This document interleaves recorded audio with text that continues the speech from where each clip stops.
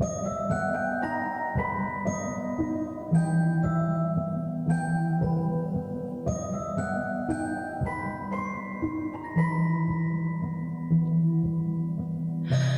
Megan Hamilton, and this is the Embracing Enchantment podcast. Well, we have a lot of stuff going on here at Embracing Enchantment headquarters. And something I think a card wants to be looked at. Hold on. 2. Okay. I guess I'm not supposed to talk.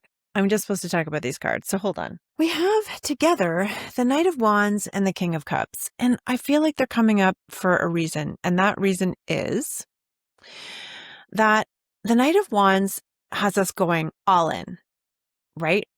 This is very, apropos for the summer. Lots of open-ended plans and lots of projects on the go, represented by the salamanders who are not reaching their tails on the tunic of this knight. Lots of fire energy. So lots of ideas, lots of creativity, lots of go, go, go. And almost everyone I've talked to in terms of June, we all notice the same thing. June goes by like a heartbeat because all of a sudden everybody wants to go out again. All of a sudden everybody's making plans. All of a sudden we're out and about. And so that's amazing.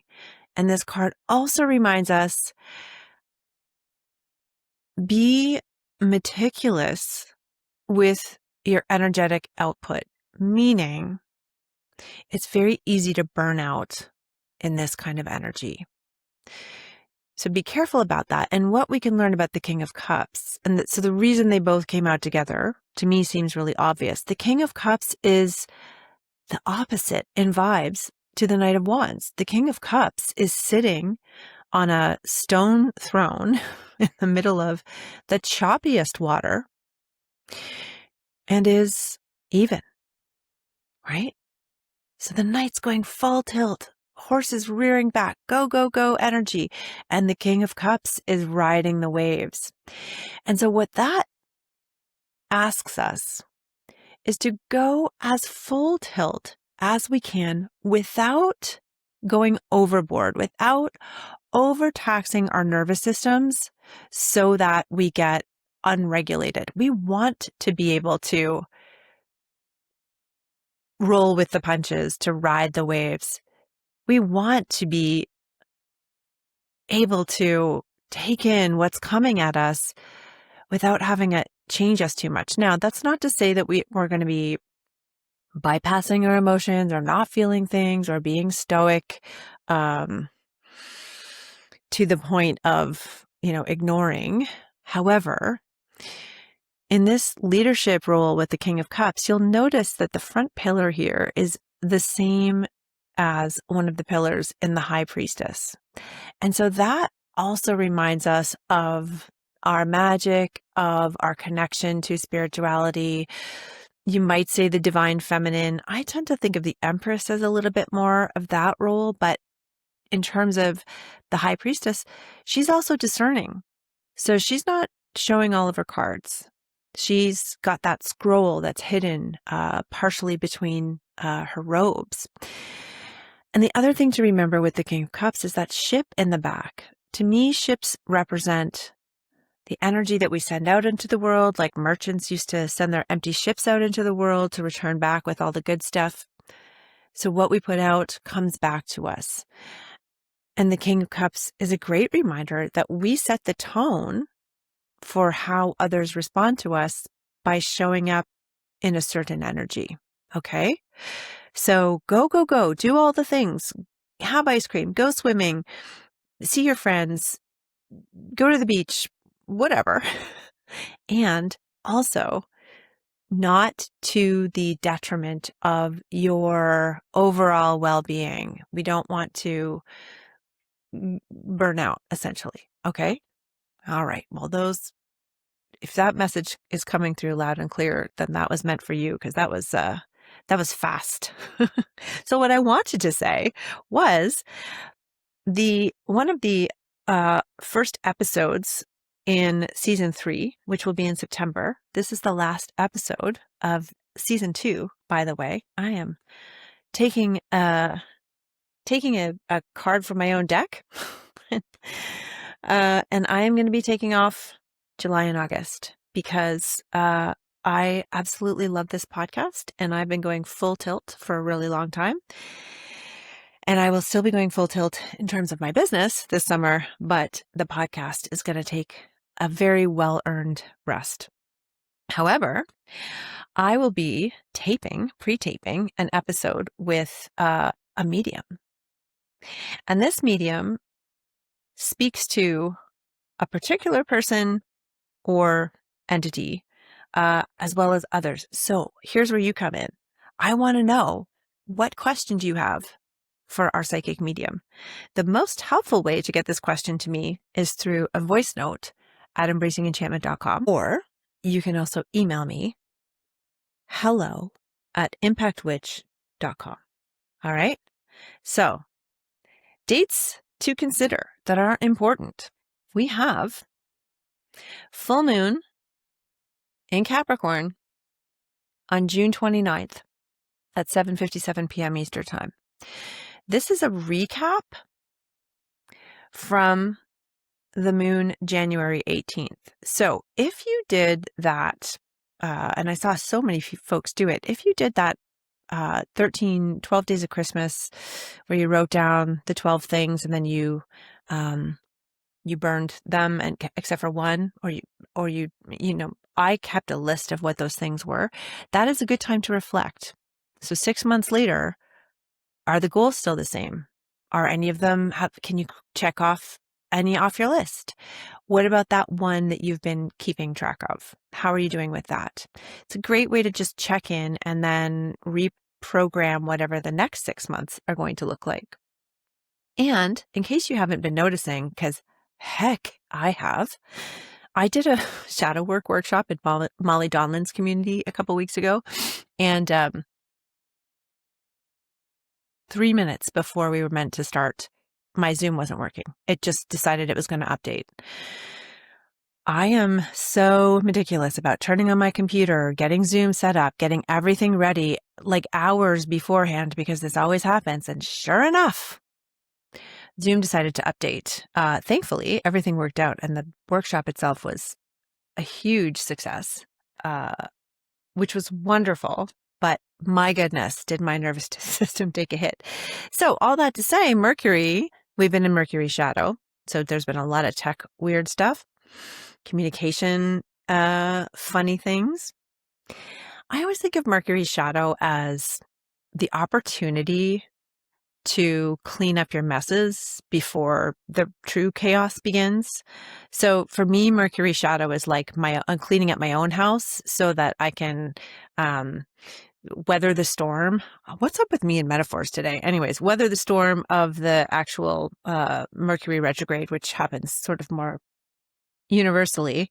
So that goes retrograde on June 29th until July 23rd. So keep those dates in mind. And then we have the next new moon in Cancer on July 14th. So do with that information as you will, A lot of folks are like, don't plan anything during a Mercury retrograde. I've actually had some of the most beneficial, huge days of my life during Mercury retrograde. So, why is strength upside down? That's weird. These are all supposed to be right side up. Something is amiss. There you go. Well, Mercury is about to station retrograde. Let's pull a couple more cards. Nine of Swords. All right. I got this one yesterday. So there's a couple ways to look at Nine of Swords. It's a pointy card. This person doesn't look happy. They're sleepless, worrying, holding their head in their hands. They're either crying or worrying. Something's not great. They're definitely not laughing. Well, I guess they could be, but they're not. So this is either thoughts racing, too many thoughts, or worry.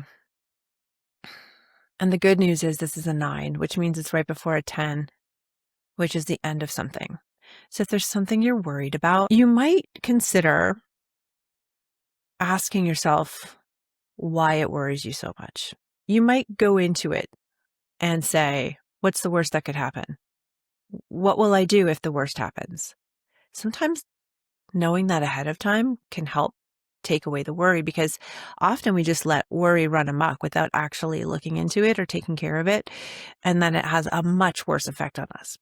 The other thing that I often think of with this card is that in terms of manifesting, worry being a big emotion sometimes feels like energetic money in the bank. So sometimes if you're going to manifest something, and this is a page straight out of Mitch Horowitz's book, which is actually holding up my microphone, Practical Magic, which is that big emotions fuel manifestation. And so sometimes if you're manifesting something, you've already put in the work for it. Consider that. That's what mine was yesterday. Ace of Pentacles. All right. A new journey supported by the universe, guides, whatever you want to call them, towards prosperity, sure, career, money, stuff like that. Absolutely. Stuff related to earth. So, body, behavior, a fresh start, a new path. We love that. You might consider on the full moon that's coming up what needs to go so that you can make space for this new journey that wants to begin, related again to earth. So material things. And let's do one more final card for the summer. Four of Cups. What miracle is trying to come through to you, but you can't see it because you have closed off somehow? Maybe you're bored. Maybe things are seeming to be same old, same old. Maybe you only want things to go a certain way and you can see them so clearly that you can't actually see the other, maybe better stuff that's trying to come through. What can you do to be open to miracles? What can you do to be open to not a fixed manifestation, but instead something that's getting you on the path? Let's say that Ace of Pentacles, right? We know we need to get on the path and have a destination that we're planning on, but we also know that more often than not, something comes in that takes us off the path, usually to something better. And so if we're not open to that, then you might get what you're manifesting, but it might not actually be the best thing for you. There might be something better. We co-create with spirit, guides, universe, whatever you want to call it. And that sometimes means taking a step back and seeing something in a full picture instead of a fixed image that we have in our minds. All right?